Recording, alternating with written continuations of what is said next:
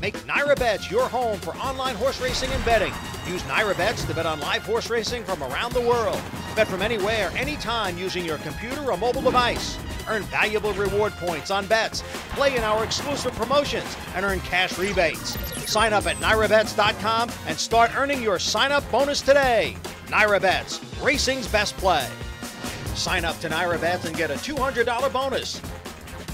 NYRA Bets, racing's best play. Hi everybody and welcome to DRF.com's Kentucky Derby post-position draw analysis presented by NYRA Bets. I'm Dan Illman along with Matt Bernier, Mike Beer.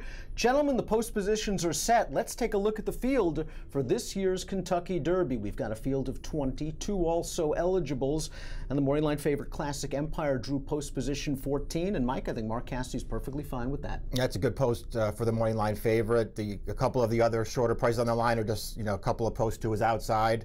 If one of those horses doesn't run well on Saturday, the post position is not going to be the excuse. The nice thing for Classic Empire as well, keep in mind you've got the auxiliary gate here. He's going to be right from the far outside of the inside 14, so he's going to have a little bit of a gap between 14 and 15.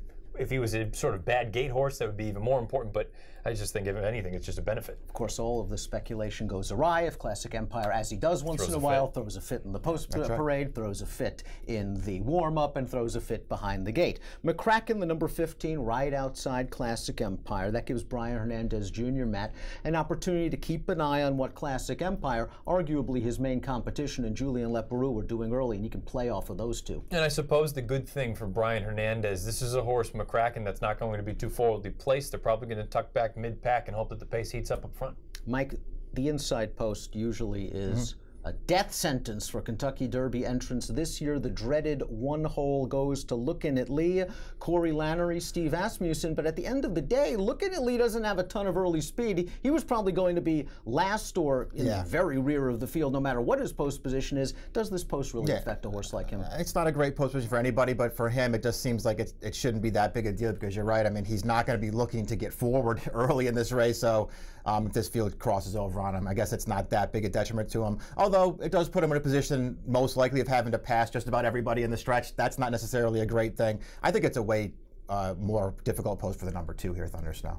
Yeah, I would agree with that completely. Looking at Lee's going to be taken to the back anyway. Thunder Snow, it'll be interesting. He has a little bit of tactical speed, but being in the 2 post, you're going to have everybody kind of coming over that stampede down in front of the spires the first time. It'll be interesting to see what kind of trip they work out. And these European Dubai horses, they usually don't break very well from the gate. And while Thunder Snow does have good tactical speed and was forward in his races in Dubai, it's likely that A, if he doesn't break well, he's in big trouble anyway. But B, he might be facing a pace that's much faster than what he's used to, and he could be outrun in the early portion. Post 2, I'm sure they're not thrilled with Thunder Snow because it is imperative that he breaks well. Let's talk about the pace. The Timeform US pace projector is updated. We're going to throw that pace projector up right now.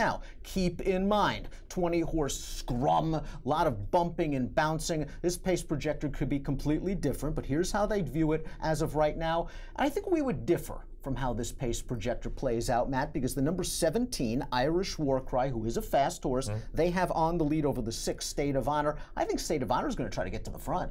Yeah, and I guess the only thing I would say about the pace projector, I think it's very, very valuable tool. I just think at a 20-horse field, there are so many things that can happen, whether it's the break or whether it's the intent.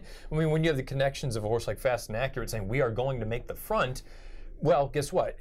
Based on him being in the middle of the pack with the pace projector, I just can't imagine that working. And we already know that Irish Warcry, he can sit comfortably off of a horse. Mike, Classic Empire's connections, the number 14, they would take that pace projector any day of the week, sitting in a nice, comfortable spot in 5th, getting the first run on the true closers in this race. Are you surprised that the number 5, Always Dreaming, a horse that has been forward in his races down in Florida for Todd Pletcher, the pace projector has him well back? Yeah, it does. I mean, listen, at the end of the day, the pace projector doesn't handicap the race. The pace projector just goes off the last 5 running lines of these horses and places them based on the fractions they've been running in the race they've been running in. I suspect the pace might look a little different than this when they actually break from the gate on Saturday, but we'll see what happens.